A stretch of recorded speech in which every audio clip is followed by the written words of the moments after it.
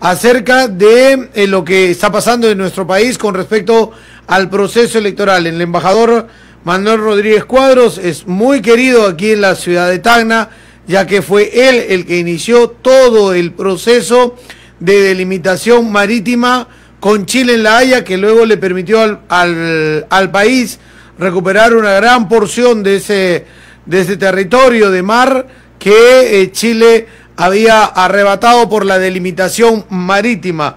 Creo que todos los tacneños estamos muy agradecidos por los actos hechos, llevados adelante por él, y hemos leído todos sus libros y también artículos sobre este tema.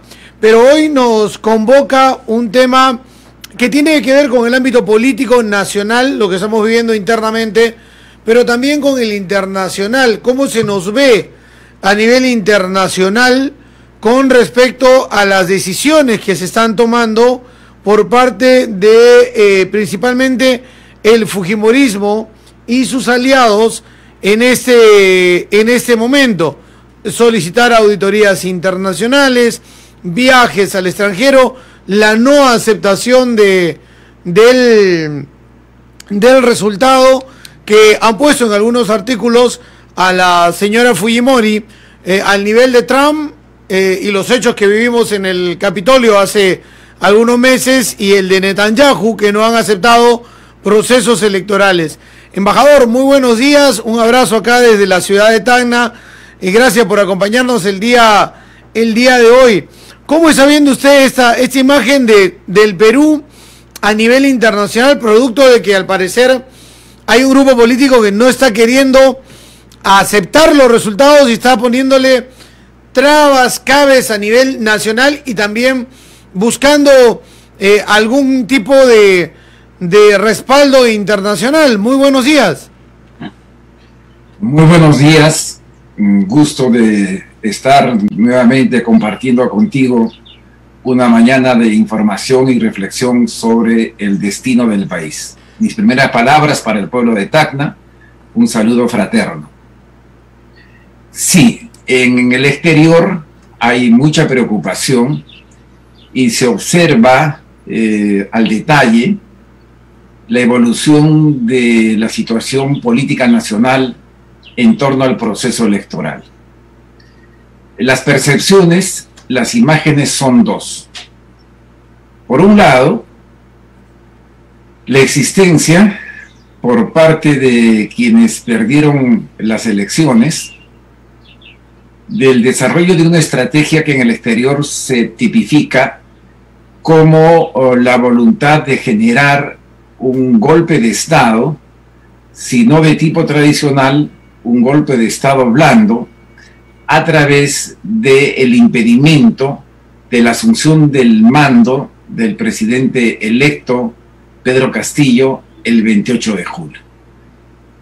El País, el Washington Post, el New York Times, Le Monde, coinciden en señalar que las diversas acciones y pretextos que se han esgrimido desde el golpe, desde el fraude general, el fraude en mesa, la imposibilidad que no tiene base legal de acceso a las actas electorales, hasta el pedido de una auditoría por parte de la OEA, se observan con claridad por parte de los analistas y la prensa internacional como acciones dirigidas a impedir que el 28 de julio se pueda juramentar al presidente de la República y el Perú se encuentre en un escenario institucionalmente caótico caracterizado por la instalación del Congreso sin presidente de la República, lo que podría llevar necesariamente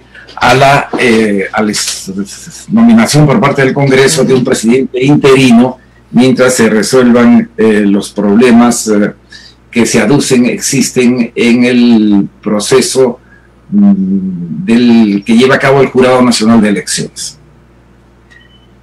La prensa internacional coincide también de que esta estrategia es fallida, es decir, que no va a llevar a ningún resultado por una razón muy sencilla, porque, y este es otro consenso de la prensa internacional y de los analistas políticos y también de los estados que se han pronunciado, Por la sencilla razón digo que el proceso electoral ha sido justo, limpio, transparente, abierto y legal. Entonces, no hay una correspondencia entre las alegaciones de irregularidad o fraude con la realidad constatada, no solo por la acción jurisdiccional del Jurado Nacional de Elecciones, sino por la misión de observación electoral de la OEA, de todos los observadores internacionales que han actuado en el proceso electoral, la propia observación de la Unión Europea, y en ese sentido países con una tradición democrática y sin ninguna duda en sus expresiones respecto de la institucionalidad de la democracia en la región, han emitido también pronunciamientos muy claros y definitivos. El Departamento de Estado de los Estados Unidos ha señalado que las elecciones han sido abiertas, han sido legales, han sido limpias, y más aún las ha calificado como un ejemplo para América. El gobierno británico ha adherido a las observaciones y al análisis que ha hecho la OEA a través de su misión electoral. El gobierno del Canadá también ha señalado que se tratan de elecciones limpias y justas bajo los estándares democráticos. Y lo que es más importante, en los últimos días la OEA, la misión electoral de la OEA, publicó un pronunciamiento en el que señalaba con claridad que además de haber sido unas elecciones limpias, transparentes y bajo los estándares democráticos internacionales, la labor que lleva a cabo el Jurado Nacional de Elecciones y su presidente en la resolución de los alegatos o de las impugnaciones de nulidad se lleva a cabo de manera rigurosamente compatible y en expresión del debido proceso. Entonces, la imagen internacional es la de un país donde su sistema político electoral funciona bien, donde las elecciones han sido adecuadamente y correctamente llevadas a cabo tanto por la OMPE como por el Jurado Nacional de Elecciones, pero que la resistencia de una fuerza política a reconocer el resultado y propiciar una estrategia de desestabilización política y electoral del país genera pues una inestabilidad y genera una crisis en el fondo ficticia que ha estado afectando el comportamiento de los mercados y la imagen del Perú en el exterior. Pero también la prensa no tiene duda en el exterior que el presidente electo Castillo será proclamado en los próximos días. Embajador, ¿esto quiere decir entonces que la bulla de lo que se hace en Perú y que incluso se pide con documento al presidente de la República por meses partes, solicite una auditoría al sistema de la OMPE internacional y el viaje de algunos personajes a Washington, a la OEA y hoy dicen a Naciones Unidas, es más una bulla interna en el país, en los medios de comunicación peruanos, que una atención que llame internacionalmente como noticia, como información, como duda que le genere a la comunidad internacional? Sí, exactamente, ¿no? Se tratan de acciones que tienen su destino la política interna y la audiencia interna. En el exterior a ese viaje no se le da la mayor importancia, porque los medios especializados en América Latina y en las elecciones en América Latina saben perfectamente que esta iniciativa de la solicitud de la auditoría no tiene ninguna viabilidad, es decir, es una iniciativa que no va a producir ningún efecto práctico, no va a incidir en ningún aspecto en las decisiones que determinará en los próximos días ya el Jurado Nacional de Elecciones. Y quiero explicar brevemente esto. En primer lugar, la OEA no es un organismo supranacional, es decir, no es un organismo con voluntades por encima de la soberanía de los estados. La OEA no puede tomar decisiones que se impongan legítimamente a un estado en ningún caso, ¿no? La OEA es un organismo intergubernamental, Entonces sus decisiones son tomadas por los gobiernos a través del Consejo Permanente de la Asamblea General. Y la Secretaría General lo que hace es ejecutar los acuerdos preexistentes o que adopte el Consejo de la Asamblea General. Las misiones de observación electoral se basan en resoluciones y decisiones que han tomado los estados y que específicamente en este caso no confieren a la Secretaría General de la OEA la facultad ni el mandato para realizar auditorías de ninguna naturaleza en los procesos electorales. En segundo lugar, existe un antecedente que fue el de Bolivia, que se produjo con las siguientes características. En primer lugar, allí hubo irregularidades graves. En segundo lugar, todas las fuerzas políticas que participaron en las elecciones coincidieron con el entonces gobierno de Evo Morales y con el órgano electoral en pedir una auditoría a la OEA. Esa auditoría entonces fue solicitud de todos los implicados en el proceso electoral y fue el Estado boliviano, en cumplimiento de este carácter intergubernamental de la organización, la que pidió.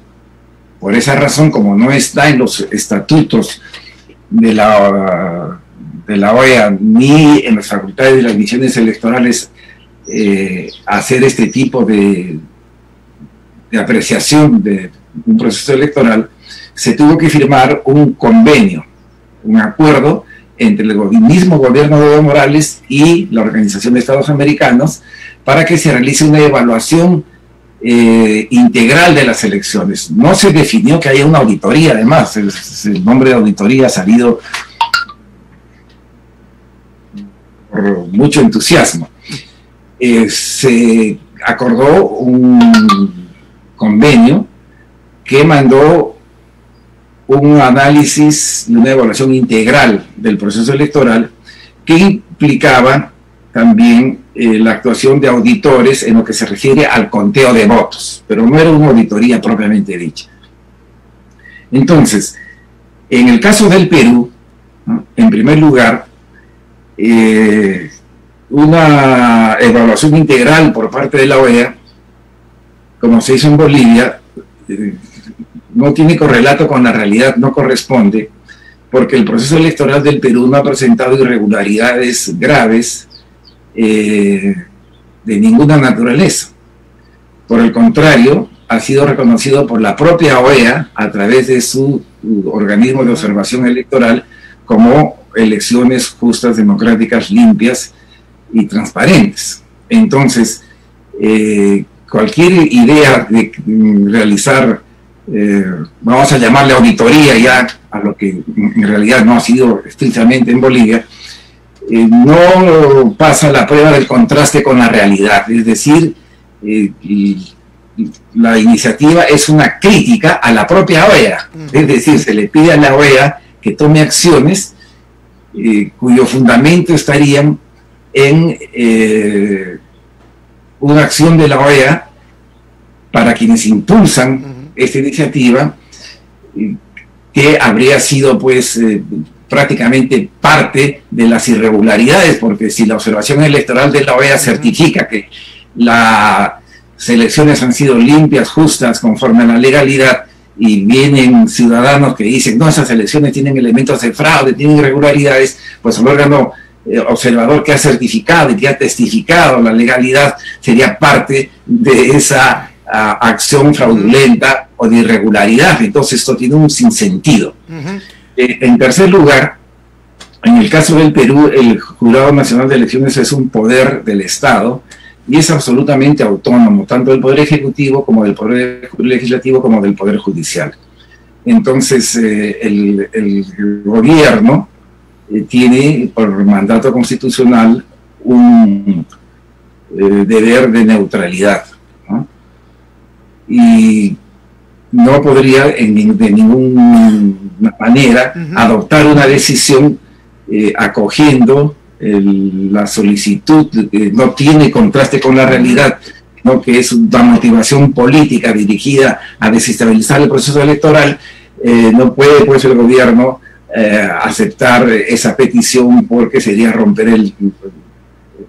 principio de neutralidad.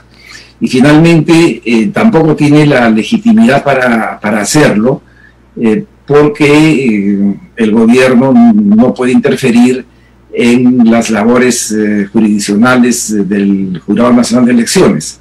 Por eso, con buen criterio, la primera ministra prácticamente ha dicho que van a revisar esa solicitud y que uno de los escenarios es que den una respuesta una vez que se haya terminado el proceso electoral, y terminado el proceso electoral significa que habrá presidente de la República porque ya habrá sido proclamado. La única posibilidad que hubiese una acción de la OEA para hacer una evaluación integral sería un escenario en el que, primero, la OEA hubiese constatado irregularidades graves y supuestos de fraude. Segundo, que el Jurado Nacional de Elecciones le haya pedido al gobierno del Perú que haga esa solicitud a la OEA. Tercero, que el gobierno del Perú constate que todas las fuerzas políticas contendientes más el Jurado Nacional de Elecciones están de acuerdo, y en ese caso pediría a la OEA que además evaluaría si procede o no procede desde sus propios estatutos y reglamentos. Entonces, esta iniciativa es la historia de una inviabilidad anunciada. No va a producir, probablemente el secretario general de la OEA ni siquiera reciba a las personas que han viajado, porque tampoco tienen legitimidad de acción. La legitimidad de acción es la capacidad legal que tiene una persona, un grupo de personas, para activar un determinado procedimiento. Y en la OEA los únicos entes que tienen capacidad de acción para activar decisiones son los estados. Ningún ciudadano puede ir a la OEA a pedir al secretario general pues, que tome determinadas decisiones. Entonces, todo eso va a terminar en nada. No hay ninguna posibilidad que esa acción se adopte. Y esto se va a dilucidar en las próximas horas. Y finalmente creo que el proceso electoral ya entra en su fase final. El día de ayer, el Jurado Nacional de Elecciones ya ha resuelto los últimos 8 expedientes de las nulidades planteadas por Fuerza Popular, con lo cual expedientes de nulidad que fueron admitidos y han sido absueltos en su totalidad. Y en su totalidad el Jurado Nacional de Elecciones ha confirmado las resoluciones que adoptaron en su momento los jurados especiales, rechazando por carecer de fundamento ni de justificación a todas las alegaciones de nulidad. ¿Qué es lo que resta? Lo que resta son las nulidades que se han planteado, pero que se refieren exclusivamente o a nulidades que se han presentado de manera extemporánea, claro, es decir, fuera de los plazos. Las de forma. O nulidades que no incluyeron la tasa. Entonces, son nulidades de carácter procesal. Estas nulidades de carácter procesal el jurado no requiere resolverlas pues, en audiencia pública por su propia naturaleza, y legítimamente podría resolverlas todas en su conjunto, y técnicamente hoy día o mañana podríamos tener la proclamación del presidente de la República, pero si el Jurado Nacional de Elecciones, dentro de sus competencias jurisdiccionales y de su visión de legalidad y transparencia, decide tomarse algo más de tiempo, pues lo hará, pero los hechos confirman que ya el presidente electo es Pedro Castillo, que en las próximas horas o días, pero yo creo que de ninguna manera más allá de esta semana, el Jurado Nacional de Elecciones terminará el tratamiento de las nulidades planteadas de manera extemporánea y sin tasa, y con ello pues confirmará el resultado que se deriva de la situación actual al haberse rechazado la totalidad de las otras alegaciones, y procederá a la proclamación del presidente Castillo. Entonces, entramos en una fase donde todo especie de hongo atómico que se ha generado se va a desinflar. Seguirá pues la tensión, seguirán las oposiciones. Creo que muchos partidos políticos y muchos medios de comunicación con responsabilidad por el país ya empiezan a tener una actitud más realista, y hay que empezar a pensar en las tareas que se inician a partir del 28 de julio para enfrentar los principales problemas del país. Yo pienso que una vez instaurado el nuevo gobierno, instaurada la legislatura, como en los casos anteriores de gobiernos precedentes, se le debe otorgar al futuro gobierno de Pedro Castillo facultades extraordinarias para que organice la acción de gobierno, pero muy particularmente yo pienso que debería darse el primer día probablemente o el segundo día de funcionamiento del nuevo Congreso, facultades extraordinarias, especiales para combatir la pandemia. Y pienso también que en la democracia es legítimo tener discrepancias y es legítimo que los congresistas y las fuerzas políticas en el Congreso hagan oposición, y es legítimo que no todas las iniciativas del Ejecutivo pues haya consensos o haya respaldos, porque esa es la democracia. La democracia implica una diversidad de opiniones y aproximaciones a los problemas, ¿no es así? Por eso en la democracia hay una dinámica de gobierno y oposición. Pero también en la democracia, como somos parte de un país, de una sociedad nacional, donde existen intereses compartidos y donde existen ciertas situaciones, como las situaciones de emergencia, que por su propia naturaleza debe convocar todas las voluntades del país, porque allí sí no hay sesgos políticos para hacer oposición y visión oficial del gobierno, son los espacios donde se debe tener unidad nacional.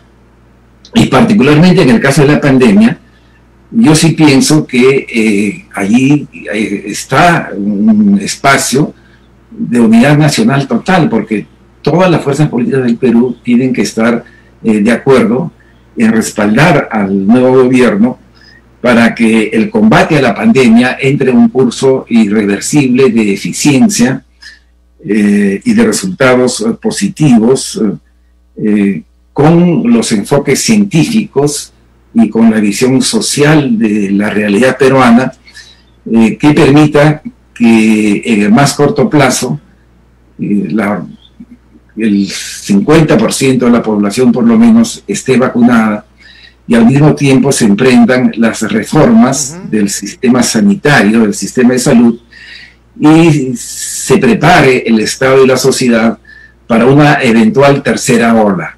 Y eso debe convocar, creo yo, a todos los peruanos y a todos los partidos políticos. Embajador, pero lo que usted nos dice tiene muchísima razón, y es lo que todo el mundo quisiera, que un gobierno y las fuerzas políticas en el Congreso de la República representativas tomen como medida urgente, ¿no? Pero el panorama parece ser otro. Es decir, va a irse cayendo estas campañas y estas acciones que han venido llevando adelante. Lo del jurado parece ya definitivo. Terminaron los pocos que pasaron a fondo, y se van a caer ahora los que no han pasado forma, que posiblemente incluso los pueden acumular y empezar ya a resolver en bloque para tener una proclamación de un presidente electo de nuestro país. Lo del extranjero poco a poco se irá enfriando. La noticia es más interna que externa. No, disculpa que te interrumpa, no enfriando. Lo del extranjero se agotó, no tiene ninguna viabilidad. No, claro, pero sale un canal, sale otro, dicen es... bueno, pues por eso es parte de la vida nacional.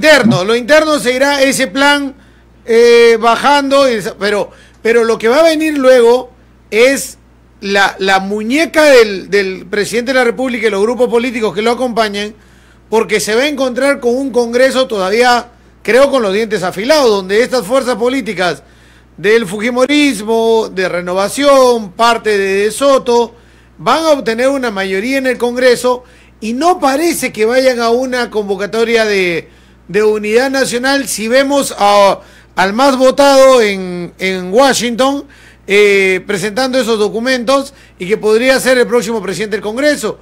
Va a depender mucho de ese llamado a la unidad que se puede hacer, que incluso puede, creo yo, en una opinión, quitarle mucho de los temores que ciertos sectores de la derecha y derecha más radical tienen en el país hacia un, entre comillas, gobierno comunista o chavista, si es que tienen gobierno de acuerdos para sacar adelante al país, lo van a poder hacer de esa manera. Y si no, van a ser dos trenes que van a chocar.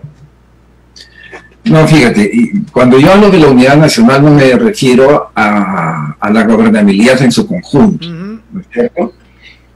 Eso no es viable, y también pues hay que dejar al gobierno que ha ganado que desarrolle su programa de cambio social y planteamientos de unidad nacional en todos los aspectos de la gobernabilidad, pues probablemente por la correlación de fuerzas políticas llevaría a que no se viabilicen los cambios que el Perú necesita. Cuando yo me refiero a la unidad nacional, me refiero a un tema específico, que es el de la lucha contra la pandemia, y que es además un asunto que ninguna fuerza política puede ponerse al costado o en contra. Estamos hablando que prácticamente 200.000 peruanos han muerto con la pandemia. Es el índice de muertes en relación a la población más alto del mundo. Es muy probable que venga una tercera ola, casi como seguro, según los expertos internacionales. Y el Perú, aún a pesar de que el presidente Sagasti ha hecho adelantos muy importantes con orden y con responsabilidad en el ámbito de la vacunación, el Perú todavía no ha logrado tener una infraestructura sanitaria básica para enfrentarse con éxito y con el mínimo número de fallecimientos. Que muera un solo peruano, una sola peruana, es una afrenta a la conciencia y la dignidad de toda la nación, ¿no es cierto? Si es que esa muerte se pudiese haber evitado por tener una mejor infraestructura sanitaria, una mejor atención médica. Entonces, yo sí creo que desde Fuerza Popular hasta el nuevo gobierno, en materia de lucha contra la pandemia, deberían todas las fuerzas políticas ir a un consenso. En el resto de temas, pues eso se debatirá y la vida parlamentaria transcurrirá entre mayorías y minorías. No creo que haya una mayoría automática en el Congreso de la oposición, porque el bloque que llevó a la segunda vuelta a Fuerza Popular no necesariamente se va a mantener en el Congreso, porque ya las realidades son distintas, los referentes de la conducta política de los partidos también serán distintas. En el Perú las cúpulas partidarias no tienen pues tampoco una relación de coherencia y de línea política programática que permita que sus representantes actúen de manera compacta. Al contrario, cada partido es una suerte de federación de independientes donde los congresistas actúan en función de su conciencia, de su percepción del país, de los intereses de la población que representan, y eso hace que el sistema sea mucho más flexible, mucho más maleable. Y yo sí creo que dependiendo pues cuál sea la estructura del nuevo gobierno, habrán mayorías que el gobierno puede articular en base a entendimientos con los diversos congresistas. Yo no hablo en esa perspectiva de alianzas con las fuerzas políticas, sino con los congresistas, que es una realidad más concreta y más específica. Lo importante es que al Perú se le abren las perspectivas de un gobierno que pueda, ojalá, cerrar las brechas históricas de este país, ¿no? Que un profesor universitario, que un profesor primario, provinciano, con una vida urbano-rural, sea el presidente del bicentenario, es, creo yo, un acto de justicia de la historia. No solo con las grandes mayorías que en el Perú han estado excluidas tradicionalmente, marginadas, sin oportunidades, no solo con los grandes sectores de la población quechua, aymara, por ejemplo, o provinciana en general, que aún en el ámbito de la cultura no han formado parte inclusiva de la vida nacional. No es así, el Perú ha tenido y tiene dificultades para integrar a toda la sangre que hablaba Arguedas en un proyecto nacional. Entonces, aquí se abre esa posibilidad. Y que esa posibilidad se concrete va a depender de muchos factores. Y allí creo yo que el nuevo gobierno pues tendrá una gran responsabilidad. Yo veo que hay tres líneas esenciales, ¿no? La línea del cambio social. El pueblo ha votado por el cambio social y hay que ir al cambio social. La línea de la estabilidad macroeconómica. Desde la colonia, Basadre lo dice, la deuda externa, las crisis del financiamiento externo, que se han reflejado en crisis monetarias, procesos inflacionarios, han sido los grandes problemas de la vida nacional. Y un manejo fiscal equilibrado, una moneda estable, unas reservas internacionales que den seguridad y otras variables macroeconómicas no son ni de derecha, ni de izquierda, ni de centro, no tienen ideología. Es la eficiencia o la ineficiencia en el manejo de la economía macronacional. Y eso en los últimos años ha pasado ya a ser, creo yo, un atributo de la población, del pueblo, de todos los peruanos que hay que preservar. Y justamente hay que tener una estabilidad macroeconómica para poder financiar, ¿no?, el cambio social y una mejor redistribución. Y el tercer elemento que yo veo es de los cambios que el Perú requiere y que no están tan ligados a la economía, sino a la estructura social del país, ¿no? No recuperar, sino permitir que las poblaciones que han estado al margen de las oportunidades accedan a las oportunidades. ¿Sí? Abrir el Estado y la economía del país a las clases medias empobrecidas, a las clases medias que están en una franja intermedia, sin repetir la palabra, de ingresos, los pobres, los excluidos, los extremadamente pobres. 98% de las empresas son micro y pequeñas empresas. Entonces, las políticas del Estado tienen que estar dirigidas a esas empresas para darles competitividad, para darles una organización empresarial eficiente, para darles capacidad de actuar en el mercado. Hay que regular los monopolios, que son la esencia de la economía de mercado. En Estados Unidos, si una empresa, fue el caso de Apple, por ejemplo, que entra hacia formas monopólicas o de concertación de precios, pues el Estado que regula el mercado lo obliga a vender, ¿no? Porque si no, no hay competencia. Entonces, en el Perú también necesitamos que haya un mercado real, con competencia.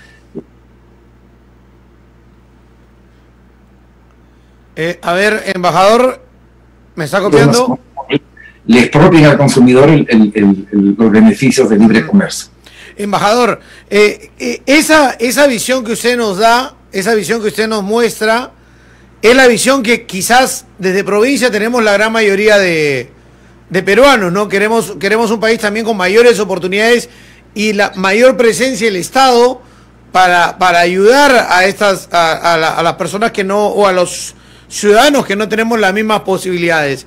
Pero desde el otro lado hay una clase alta y media alta que no entiende esto y que básicamente cree que va a perder derechos, situación económica o estatus económico ganado, y que tiene una gran mezcla de racismo en sus expresiones y en sus comentarios.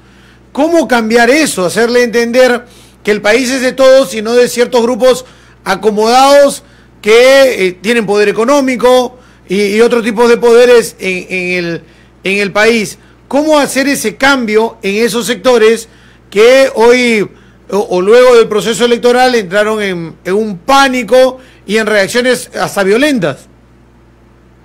Bueno, en primer lugar, yo pienso que los sectores económicos fuertes en el Perú a priori no puede pensarse que de ninguna manera van a concurrir a una gobernabilidad más racional y más razonable, más justa y más estable, ¿no es cierto? Reducir un poco la tasa de ganancia no es pues tampoco una situación que vaya a alterar la posición de los grupos en la economía nacional, pero sí una reforma impositiva va a permitir que se tengan mayores ingresos para hacer una mejor redistribución. Y los sectores de ingresos altos en el Perú, vinculados al aparato de la producción, los empresarios, yo creo que el propio capital extranjero son sensibles o van a comprender fácilmente que una redistribución de la riqueza más razonable, que permita eliminar pobreza extrema, reducir drásticamente pobreza, eliminar el racismo, generar más oportunidades. Eso se expresa por la dinámica económica social en mayor estabilidad. Mayor estabilidad social, mayor estabilidad económica, mayor estabilidad jurídica. Y la estabilidad social es esencial para el clima y las inversiones. Entonces, un país con mayor justicia social, un país con menos desigualdades, un país con una estructura de ingresos que no sea tan extremadamente desigual. Fíjese que América Latina es, obviamente, desde el punto de vista de los ingresos, mucho más rica que el África, pero el África es menos desigual que América Latina. Entonces, y el Perú es un país muy desigual. Tenemos que comprender todos que reducir la desigualdad y producir una suerte de revolución en las oportunidades va a producir estabilidad, y esa estabilidad es buena para las inversiones, y así entrar a un círculo no vicioso, sino virtuoso, de desarrollo social con crecimiento económico. Lo que hemos tenido en el pasado es un error, era crecimiento económico sin desarrollo social. Y como se asumía que el crecimiento económico excluía el desarrollo social, se inventaron las políticas de compensación, una suerte de ayudita para los pobres y los desmunidos, ¿no? Los condenados de la tierra, que hablaba Frantz Fanon. No, si tenemos desarrollo social, ya no serán necesarios los programas de compensación, y ese desarrollo social podría empezar, creo yo, a través de un sistema de protección social universal que se establezca en el Perú, como lo recomienda el propio Fondo Monetario Internacional. Entonces tampoco estamos hablando, pues, de cosas que van a confrontar el escenario internacional. Por el contrario, después de la pandemia y del descubrimiento que el crecimiento económico, sin mirar el desarrollo social, aún en los países industrializados, ha generado inestabilidad política, crisis, más pobres, más desigualdad.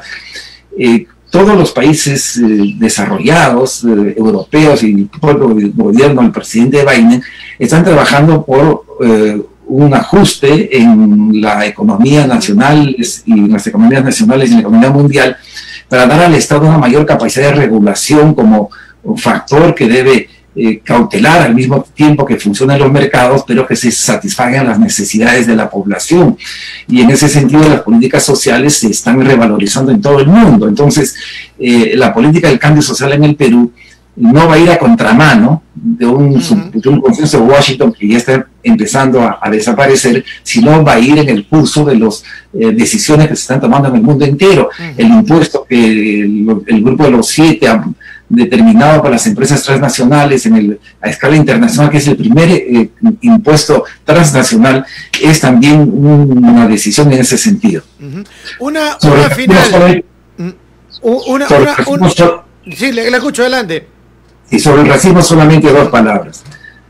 Tenemos que eliminar el racismo en el Perú, que además ya a estas alturas es una suerte de ironía histórica, ¿no es cierto? Y de ironía nacional.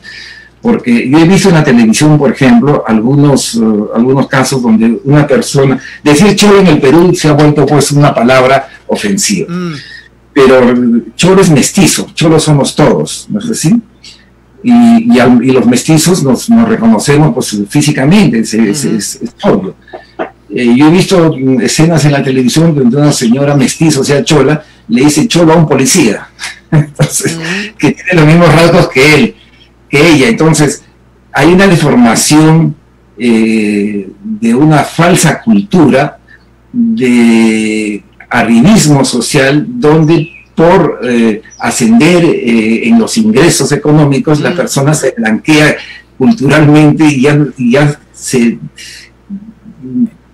niega a sí misma en su condición étnica y asume valores de sectores que cada vez en el Perú pues son más reducidos. Entonces es un anacronismo desde todo punto de vista mantener el racismo, porque es ofensivo, ofende la dignidad humana, y el nuevo gobierno tendrá que, junto con la sociedad civil, junto con los empresarios, junto con los trabajadores, junto con los sectores sociales, los profesionales, hacer una gran política destinada a que el racismo, después de 200 años, deje de ofender a la patria. Sí, tiene mucha razón. Incluso mucho de ese voto al sector del fujimorismo está relacionado a esto, ¿no? Es racismo, y la gente que siente que pierde algo, pierde estatus, ¿no? Claro.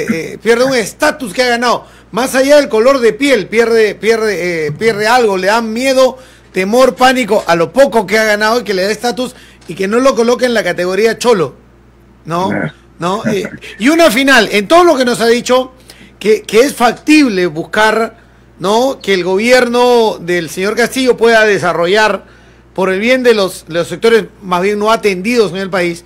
Es necesario que se tenga que convocar a una nueva constitución. Es en el escenario de pandemia, en el escenario en el cual nos encontramos, ¿es factible, en su opinión, un proceso constituyente? Yo creo que sí. Yo creo que tenemos que tener una nueva constitución, no porque esta constitución haya sido elaborada y aprobada durante un gobierno o por razones ideológicas. Yo tengo una visión mucho más pragmática. Yo creo que esta constitución es una limitación enorme para la gobernabilidad.